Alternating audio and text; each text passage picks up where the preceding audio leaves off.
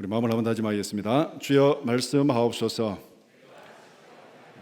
말씀대로 직행하는 우리 모두가 되기를 축복합니다. 하나님께서 우리를 하나님의 형상대로 만드시고 또 하나님의 청지기로 우리를 부르셨습니다. 우리에게 사명을 맡기셨습니다. 우리가 이 사명 가운데서 우리가 살아가는데, 우리가 이 땅에 살아가는 삶은 하나님의 심부름꾼으로 살아갑니다. 우리의 삶의 목표는 행복한 심부름꾼으로 살다가 하나님의 영원한 영광에, 영원한 즐거움에 참여하는 것, 이것이 우리가 이 땅에 살아가는 최고의 목적입니다. 나눔지다 가지고 계시죠? 오늘 설교 제목이 무엇입니까? 만민에게 복음을 전파하라. 질문 1번 시작. 이 세상에 살아가는 가장 중요한 이유와 목적은 무엇입니까? 살아가는 이유, 개인적으로 조그만한 이유들도 있죠. 아들 장가 보낼 때까지는 살아야지, 손자 대학 들어가는 거는 봐야지, 또 손자 장가 갈 때까지는 내가 보고 죽어야지, 이런 개인적인 이유도 있습니다.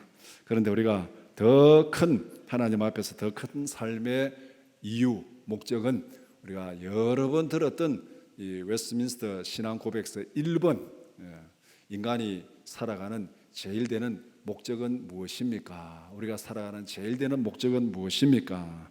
하나님을 영화롭게 하고 그를 영원토록 즐거워하는 것. 하나님을 영화롭게 하고 영원토록 즐거워하는 것. 하나님을 영화롭게 하는 것하고 즐거워하는 것 분리되면 안 돼요.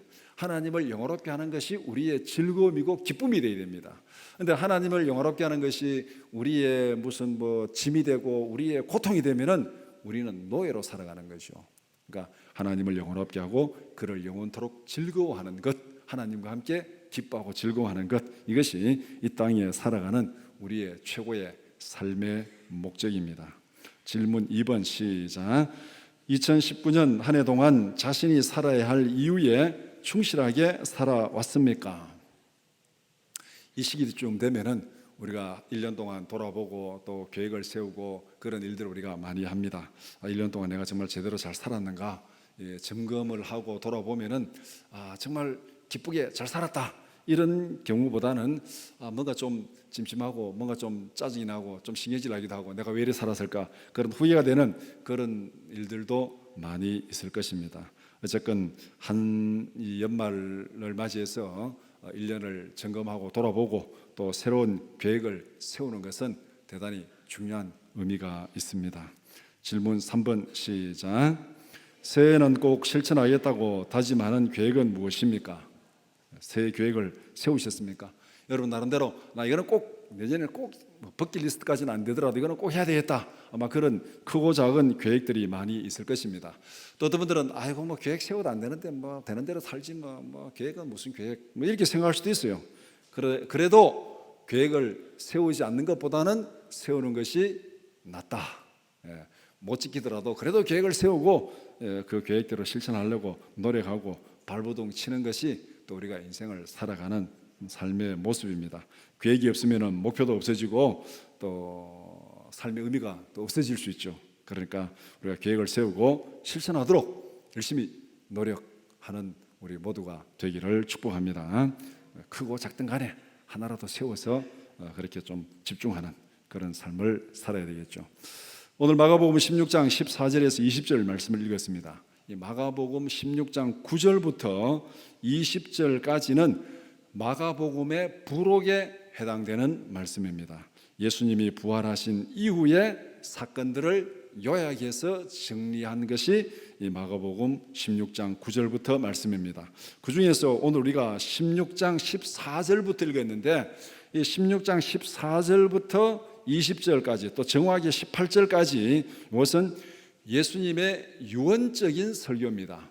예수님께서 승천하시기 직전에 제자들에게 설교한 내용, 이것이 유언적인 설교입니다.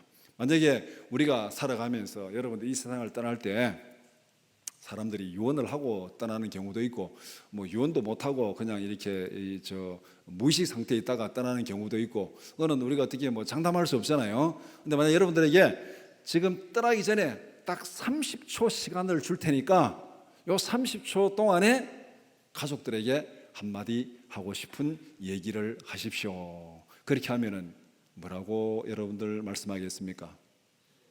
30초. 이 세상을 떠나기 마지막 30초. 아침은 챙겨 먹었는가? 이거 묻겠습니까? 그런 거는 말하지 않겠죠. 30초는 내가 생각할 때 가장 중요하다고 생각하는 거, 가장 중요하다고 생각하는 거 한마디를 딱 하겠죠.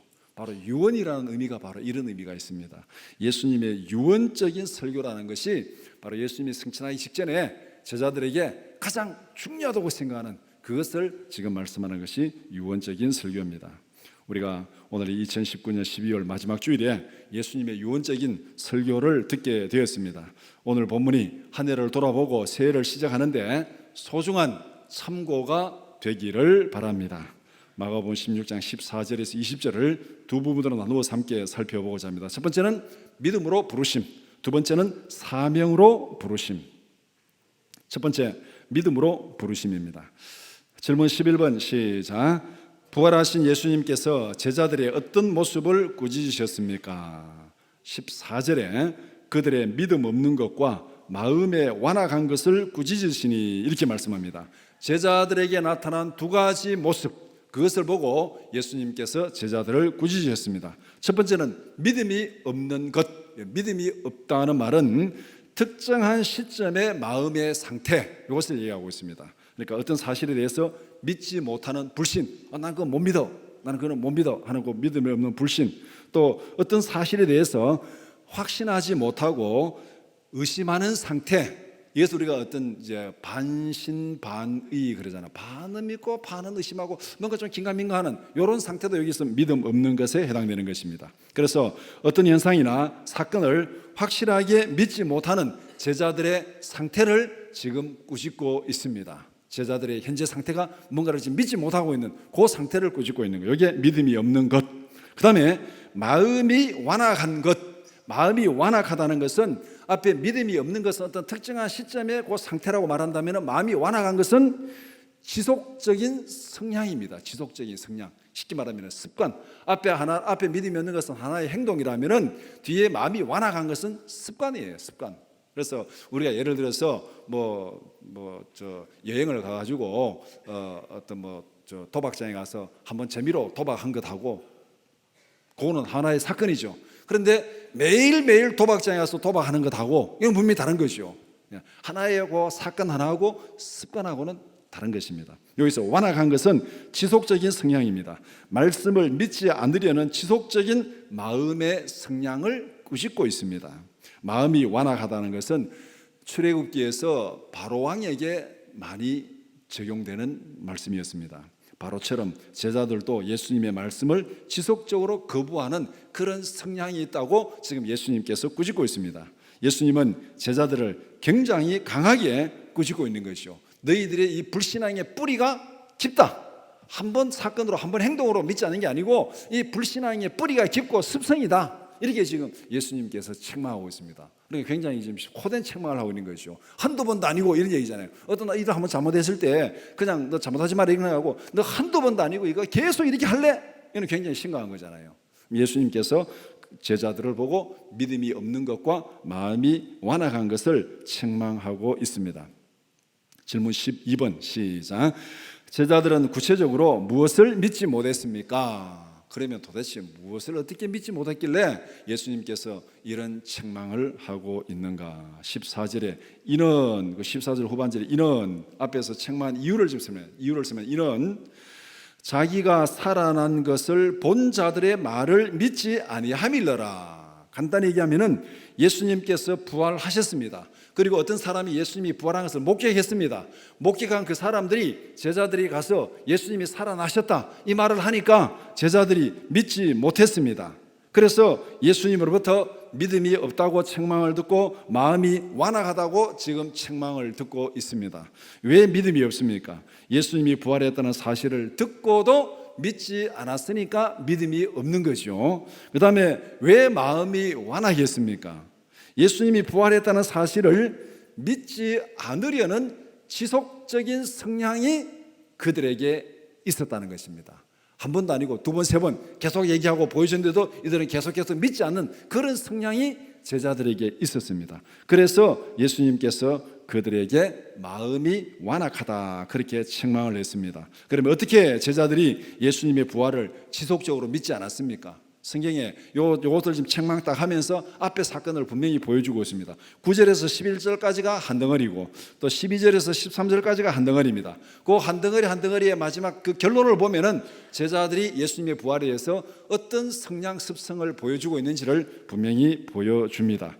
마가복음 16장 11절 말씀 우리 같이 보겠습니다. 시작. 그들은 예수께서 살아나셨다는 것과 마리아에게 보이셨다는 것을 듣고도 믿지 아니하니라. 살아나셨다는 것, 그 다음에 마리아에게 보였다는 것, 그것을 듣고도 믿지 않았다. 듣고도 믿지 않았다. 이것만 딱 있으면은 믿음이 없는 것 이렇게 되겠죠.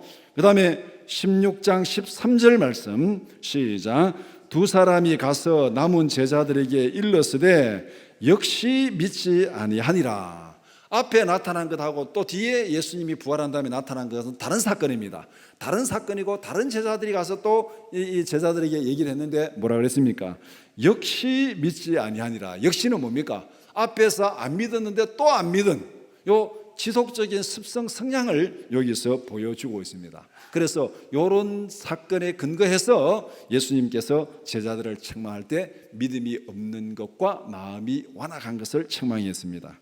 예수님께서 우리의 마음 상태를 진단하신다면 우리는 어떤 평가를 받겠습니까? 아, 너는 믿음이 있구나, 믿음이 좋구나 이런 평가를 받겠습니까? 아니면 마음이 완악하다, 믿음이 없다 이런 평가를 받겠습니까?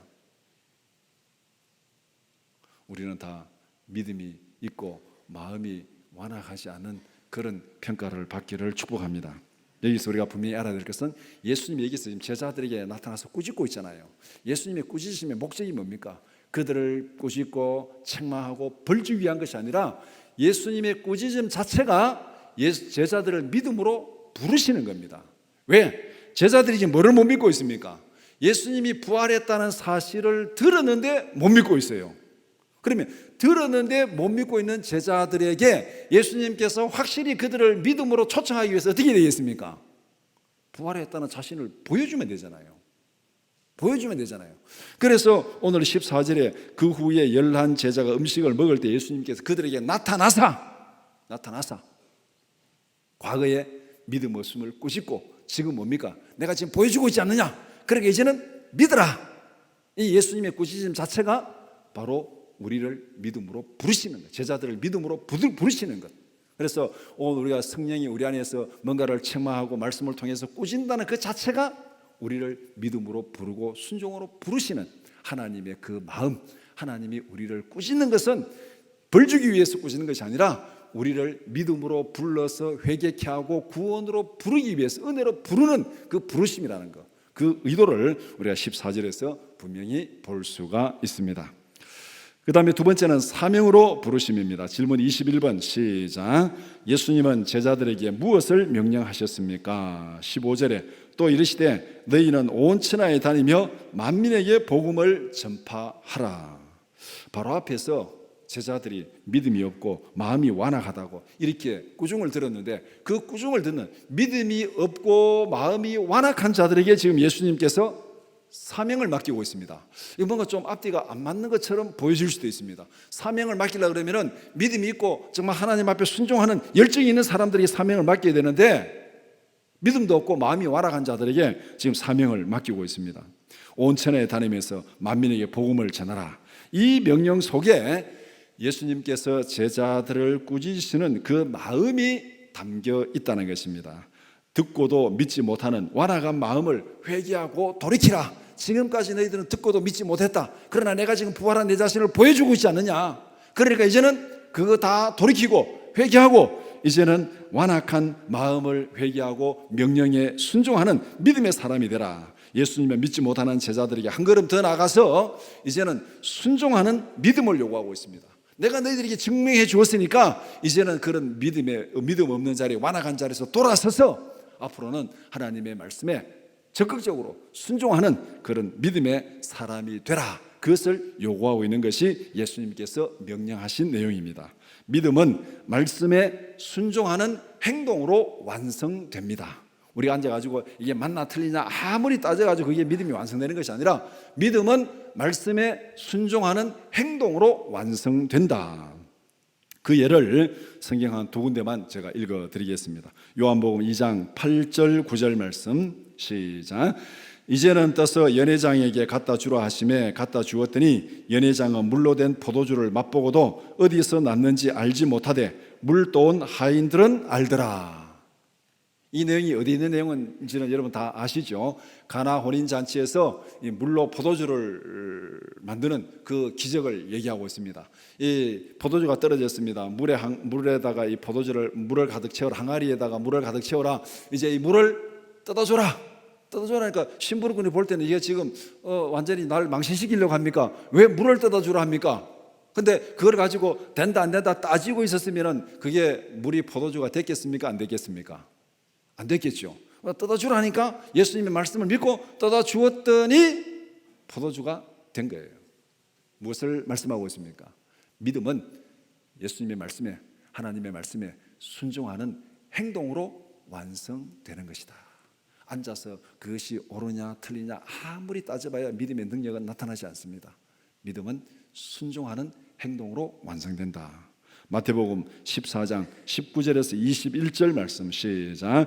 무리를 명하여 잔디 위에 앉히시고 떡 5개와 물고기 2마리를 가지사 하늘을 우러러 축사하시고 떡을 떼어 제자들에게 주시매 제자들이 무리에게 주니 다 배불리 먹고 남은 조각을 12바구니에 차게 거두었으며 먹은 사람은 여자와 어린이 외에 5,000명이나 되었더라. 우리가 잘 아는 오병이어의 기적을 말씀하고 있습니다. 마찬가지 이 물고기 2마리, 떡 5개 가지고 이 어떻게 5,000명을 먹일 수 있겠습니까? 예수님께서 떼주라 하니까 떼주니까 다 먹고도 남았다. 그렇게 말씀하고 있습니다. 믿음은 예수님의 말씀에 순종하는 행동을 통해서 완성된다. 우리 모두가 말씀에 순종하는 믿음의 사람들이 되기를 축복합니다. 기도하라면 기도하면 되고 전하라면 전하면 되고 말씀에 순종할 때 하나님의 역사가 나타날 줄 믿습니다. 질문 22번 시작. 복음을 전해야 할 중요한 이유는 무엇입니까? 16절에 복음이 한 사람의 영원한 운명을 결정합니다. 복음을 듣고 믿는 사람들은 구원을 받습니다. 복음을 듣고 믿지 않는 사람들은 정죄를 받고 영원히 멸망을 받습니다. 그렇기 때문에 만민에게 복음을 전파해야 됩니다. 복음을 듣고도 믿지 않는 것은 각자 자기의 책임입니다. 그러나 복음을 들려주지 않는 것은 그들에게 기회조차도 주지 않는 것이죠. 그래서 믿지 않으면 구원받지 못합니다. 믿지 않으면 구원받지 못해요. 복음을 듣든지 못 듣든지 믿지 않으면 구원받지 못합니다. 그렇지만은 하나님께서 원하시는 건 뭐냐면은 복음을 믿지 않으면 구원받지 못하는데 구원받지 못하더라도 모든 사람들에게 기회는 다 주겠다. 이것이 하나님의 계획이고 뜻입니다. 그래서 온 천하에 다니면서 복음을 증가하라 그렇게 명령하셨는데 이 복음을 들려주었는데도 믿지 않는 것은 그것은 자기들의 책임이고 하나님의 의도는 모든 사람들에게 공평한 기회를 주겠다. 그것을 오늘 이 제자들을 통해서 분명히 보여주고 있습니다. 로마서 10장 13절에서 14절 시작. 누구든지 주의 이름을 부르는 자는 구원을 받으리라. 그런즉 그들이 믿지 아니하는 이름을 어찌 부르리요? 듣지도 못한 이를 어찌 믿으리요? 전파하는 자가 없이 어찌 들으리요? 자, 여기서 오늘 우리가 해야 될 사명, 하나님께서 계획하신 그 구원의 계획이 뭔지를 분명히 보여주고 있습니다.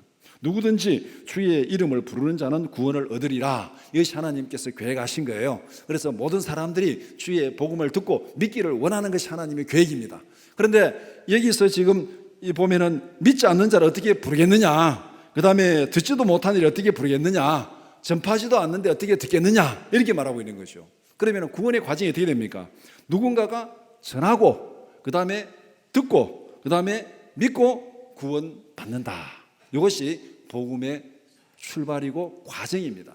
그래서 마가복음 보면 1장 1절에 예수 그리스도의 복음의 시작이다. 예수 그리스도 복음의 시작이 예수님으로부터 시작해가지고 그 예수님부터 시작해서 더 정확히 말하면 그 성경 보면 엘리야부터 세례요한부터 시작해가지고 그 복음이 예수님을 통해서 제자들을 통해서 그 다음에 믿음의 사람들을 통해서 오늘 우리에게까지 복음이 전달되었습니다. 우리는 그 복음을 듣고 구원받았습니다. 그렇다면 우리도 이 복음을 전해야 될 책임이 우리에게 있다는 것입니다. 예수 그리스도로 시작된 복음이 사도들을 통해서 믿음의 사람들을 통해서 우리에게 전달되어서 우리가 구원받았다면 구원받은 우리는 또다시 믿지 않는 자들에게 복음을 전해야 될 책임이 우리에게 있습니다. 그래서 우리에게는 예수님의 명령에 순종해서 복음을 들려줄 책임이 있습니다. 예수 믿지 않는 사람들을 믿게 해서 구원받게 하는 책임 우리에게는 없습니다. 우리에게는 그럴 능력도 없습니다.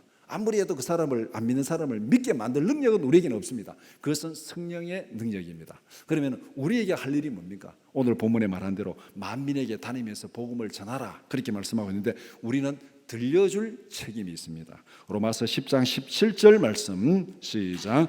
그러므로 믿음은 들음에서 나며 들음은 그리스도의 말씀으로 말미암았느니라. 우리가 그리스도의 말씀을 들려주면 성령이 그 안에 역사하셔서 그 마음에 믿음이 생기게 하는 것, 이거는 성령의 역사고 우리가 할 일은 들려주는 것. 그래서 전하고 듣고 믿으면 구원받는다. 이 과정에서 우리의 할 일, 우리의 책임은 예수 그리스도의 말씀을 들려주는 것, 이 사명에 충성하는 우리 모두가 되기를 축복합니다. 질문 23번 시작. 예수님께서 복음을 믿는 자들에게 약속하신 능력은 무엇입니까? 17절 18절 말씀, 예수를 믿고 복음을 전하는 자들에게 이런 능력이 따르리라고 말씀하셨습니다. 첫 번째는 예수 이름으로 귀신을 쫓아내고 새 방언을 말하며, 두 번째는 뱀을 집어올리며 무슨 독을 마실지라도 해를 받지 아니하며, 세 번째는 병든 자에게 손을 얹으면 나으니라. 이런 능력, 간단히 정리하면 이런 능력은 사도행전에서 복음을 전하는 사도들을 통해서 정확하게 다 이루어지고 성취된 말씀입니다. 예수님께서 약속하신 능력이 순종하는 사도들을 통해서 그대로 나타났습니다. 간단히 말하면 믿고 순종하는 자들에게는 약속하신 능력도 부어주신다. 예수님은 믿음이 없는 제자들을 부르시고 사명을 주셨습니다. 동시에 사명을 감당할 수 있도록 필요한 능력도 약속하셨습니다. 믿고 순종하는 자들에게 이런 능력도 주신다. 이것을 분명히 말씀합니다. 오늘 우리에게 절실히 필요한 것이 뭐겠습니까? 말씀에 순종하는 믿음입니다. 예수님께서 오늘 이 본문의 구도를 딱 많이 보면은 우리에게 무엇을 말씀하는지 딱 보여줍니다. 제자들이 예수님이 부활했다는 얘기를 들었잖아요. 들었는데 믿었습니까? 못 믿었습니까? 못 믿었지요. 못 믿으니까 어떻게 했습니까? 예수님께서 직접 그들에게 보여준 거예요. 보여주면서 책망하고 믿음으로 부르셨습니다. 그 다음에 제자들에게 복음을 전하라, 만민에게 복음을 전하라, 복음을 전하는 자들에게 이런 능력이 따르리라 그렇게 말씀하셨습니다. 오늘 우리가 이 말씀을 보면은 이거를 믿겠습니까? 못 믿겠습니까? 못 믿죠. 그런데 예수님께서 어떻게 하셨습니까? 사도들을 통해서, 사도행전에서 사도들을 통해서, 성령을 통해서 그 약속이 그대로 이루어졌다는 것을 분명히 보여주셨습니다. 그러면 오늘 이 성경을 읽는 우리는 어떻게 해야 되겠습니까? 예수님의 약속을 믿어야 되겠습니까? 믿지 않아야 되겠습니까? 믿어야 되는 거죠. 사도들을 통해서 분명히 보여주셨습니다. 그러니까 그 증거를 보여주셨으니까 우리는 그것을 보고 믿어야 되는 겁니다. 사도행전을 통해서 나타난 복음의 능력이 오늘 우리의 삶 속에도 그대로 나타나기를 축복합니다. 우리에게 바로 이런 믿음의 순종의 믿음이 필요한 것, 믿음으로 순종하는 행동이 우리에게 필요하다는 겁니다. 우리 모두가 말씀에 순종하는 실천적인 믿음의 사람들이 되기를 축복합니다. 질문 24번 시작.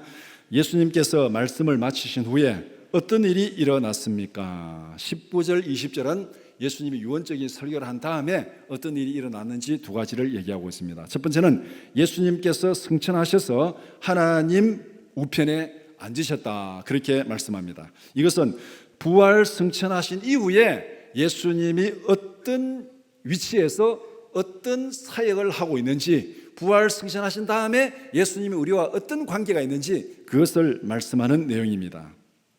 히브리서 8장 1절 말씀 시작.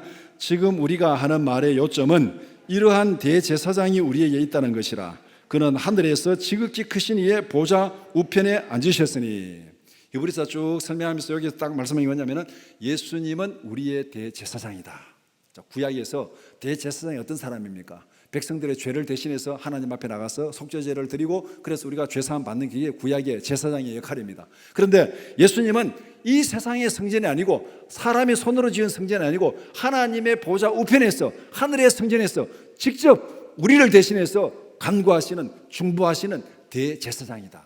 우리에게 이런 대제사장이 있다. 그래서 이 예수님께서 십자가에 죽으실 때 이 성소와 지성소 휘장이 갈라지고 우리가 담대하게 하나님 앞에 나갈 수 있는 그런 담력을 가지게 되었다. 이 말이 뭐냐면은 바로 예수님께서 하나님 보좌 우편에서 우리를 위한 대제사장이 되어 주기 때문에 우리는 담대하게 하나님 앞에 나갈 수 있다. 지금 예수님이 하신 일 승천하신 다음에 예수님이 하신 일이 바로 이 대제사장으로서 우리를 위해서 중보하신다는 겁니다. 히브리서 8장 6절 말씀 시작. 그러나 이제 그는 더 아름다운 직분을 얻으셨으니 그는 더 좋은 약속으로 세우신 더 좋은 언약의 중보자시라. 구약의 제사장은 신의 산 언약에 근거해서 제사장의 직무를 수행했습니다. 예수님은 어떤 언약에 근거해서 지금 제사장 직무를 수행하십니까? 십자가로 세우신 새 언약에 근거해서 부활 승천하셔서 하나님 보좌 우편에서 우리를 위해서 대제사장의 직분을 수행하고 있습니다. 그렇기 때문에 우리는 하나님 앞에 담대히 나갈 수 있습니다. 우리의 죄를 고백할 수 있고 우리의 필요를 구할 수 있고 우리가 하나님 앞에 찬양할 수 있고 하면서 마지막에 누구 이름으로? 예수 이름으로 기도합니다. 이것이 바로 예수님께서 승천하셔서 하나님 우편에 앉으셨다는 의미입니다. 우리에게는 이 예수님 영원한 대제사장 예수님 우리의 중보자가 되어주기 때문에 예수 이름으로 담대하게 하나님 앞에 나갈 수 있다. 그 다음에 두 번째는 제자들은 예수님의 명령대로 나가서 복음을 두루 전파했습니다. 주님께서 함께 역사하사 따르는 표적으로 말씀을 확실히 증거하였다. 제자들이 나가서 말씀에 순종하고 복음을 전하니까 예수님께서 그들과 함께 하셔서 말씀을 확실히 증거했다. 이것은 오순절 이후에 나타난 초대교회의 모습을 통해서 우리에게 그대로 실현되었습니다. 성령이 오셔서 그들 가운데 능력을 주시고 그들의 선포하는 그 말씀에 능력이 나타나는, 그래서 이 예수 이름의 권세가 나타나는 그것이 사도행전의 초대교회의 모습을 통해서 우리에게 분명히 보여주고 있습니다. 이 두 가지 사건은 현재 우리가 살아가는 영적인 질서입니다. 우리도 지금 이 똑같은 영적 질서 속에 살아가요. 하나는 예수님이 우리를 위한 영원한 중보자 대제사장이 되어주시고 지금 이 시간도 하나님 보좌 우편에서 우리를 위해서 간구하신다. 우리에게 똑같이 적용되는 거예요. 그 다음에 두 번째는 우리가 나가서 복음을 증거할 때 성령이 우리 가운데 역사하시고 능력으로 나타날 줄 믿습니다. 이 두 가지 역사는 사도행전에 있는 사도들에게 나타난 역사나 오늘 우리에게나 지금 똑같이 역사하고 있습니다. 그래서 우리의 믿음을 사도적 전통에 서 있다, 사도신경을 늘 고백하는 이유가 바로 여기에 있습니다. 우리는 사도들과 똑같은 기초 위에서 예수님께서 우리의 대제사장이 되시고 우리가 말씀에 순종하고 복음을 전할 때 성령이 우리 가운데 역사하신다. 그러니까 사도행전의 모습은 오늘 우리에게도 그대로 이루어져야 된다는 것. 그래서 순종이 없으면은 능력도 없다. 정말 우리가 하나님 앞에 능력을 경험하며 하나님의 은혜를 경험하기 위해서는 우리가 말씀에 순종하는 실천적인 믿음의 사람들이 되어야 됩니다. 이것이 예수님께서 오늘 본문에서 우리에게 말씀하는 것. 부활을 믿지 못하는 자들에게 예수님이 자신이 직접 부활한 것을 보여주셨고, 또 예수님의 약속을 믿지 못하는 자들을 위해서 사도행전의 성령을 통해서 분명히 그 증거들을 보여주셨습니다. 그러니까 오늘 우리는 바로 이 불신앙 완악한 데서 돌아서서 예수님의 말씀에 순종하는 믿음의 사람들이 되라. 그래서 예수님은 우리를 믿음으로 부르시고 우리를 사명으로 부르시는 그것이 오늘 본문에 있는 말씀입니다. 말씀을 정리해 봅시다. 예수님께서 승천하시기 직전에 설교하신 핵심은 우리를 믿음으로 부르신 것, 사명으로 부르신 것입니다. 믿음과 사명은 교회의 생명입니다. 믿음이 없으면 사명을 수행할 수 없습니다. 사명을 수행하지 않으면 교회는 존재할 이유가 없습니다. 죽은 것입니다. 믿음과 사명은 분리될 수 없는 동전의 양면과 같습니다. 예수님께서 오늘 우리의 현실을 진단하신다면 무엇이라고 평가하시겠습니까? 믿음이 없음을 책망하지 않겠습니까? 우리가 얼마만큼 말씀을 믿고 순종하고 있습니까? 입으로는 고백하지만은 실제로 그렇게 행동하지 못할 때가 많습니다. 입으로는 믿는다고 고백하는데 실제 행동은 그렇게 하지 않는 것을 뭐라고 말하냐면은 이거를 실천적 무신론자라 그렇게 합니다. 실천적 무신론자라. 말로는 믿는다고 하는데 행동은 그렇게 따르지 않습니다. 이 무신론자라는 거예요. 오늘 우리가 이 자리에서 돌아서야 됩니다. 이것이 예수님 앞에 제자들이 책망받은 거예요. 믿음이 없고 마음이 완악한 실천적 무신론에서 돌아서라. 예수님께서 제자들을 책망한 이유가 바로 거기에 있습니다. 사명에 충실하지 않음을 책망하지 않겠습니까? 예수님의 마지막 유언은 꾸짖음이 아니라 사명의 부르심입니다.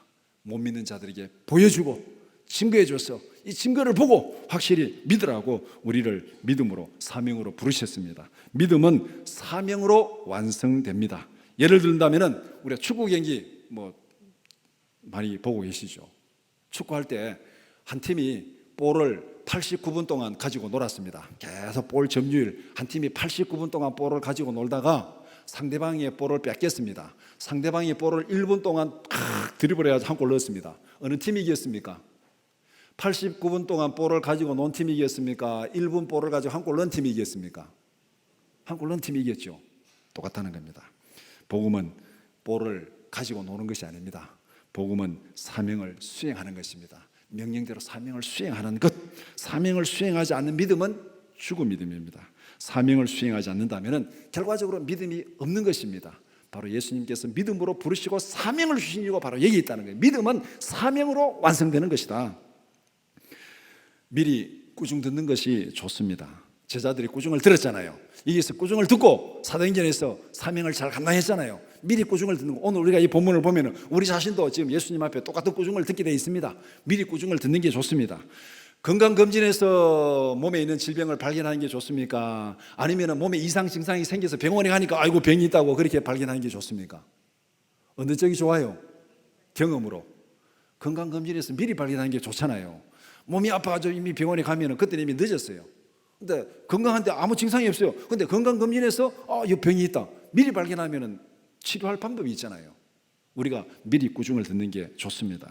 오늘 우리는 이 본문을 통해서 영적 건강 검진을 받았습니다. 우리에게 발견된 잘못된 증상을 고치면 되는 거예요. 고치면 되는 거예요. 예수님께서 말씀을 통해서 꾸짖는 이유는 우리를 막 호되게 나무라 가지고 막 심판하기 위해서 아니라 고치라고 꾸짖는 거예요. 우리에게 나타난 증상은 제자들의 증상과 다르지 않습니다. 말씀에 즉각적으로 순종하는 믿음이 없습니다. 말씀을 지속적으로 들어도 믿지 못하는 그 마음의 완악함이 우리에게 있습니다. 우리의 증상을 치료하는 방법도 제자들의 방법과 똑같습니다. 예수님의 말씀을 믿고 행동으로 순종하면 됩니다. 우리의 불신앙과 마음의 완악함은 예수님의 말씀에 순종하는 행동으로 치료됩니다. 앉아가지고 아무리 그게 맞다 틀리다, 하나님의 말씀은 맞다 틀리다 판단의 대상이 아닙니다. 우리가 평가할 평가 대상이 아닙니다. 하나님의 명령은, 하나님의 말씀은 우리가 믿고 순종할 대상입니다. 오늘 본문에서 예수님께서 보여주고 믿으라, 증거해주고 사도행전을 보여주고 믿으라, 순종하라, 행동하라, 사명으로 순종하라고 그렇게 말씀합니다. 내 머리로는 이해되지 않더라도 하나님의 약속을 믿고 행동으로 순종하는 믿음의 사람들이 되기를 주님의 이름으로 축원합니다.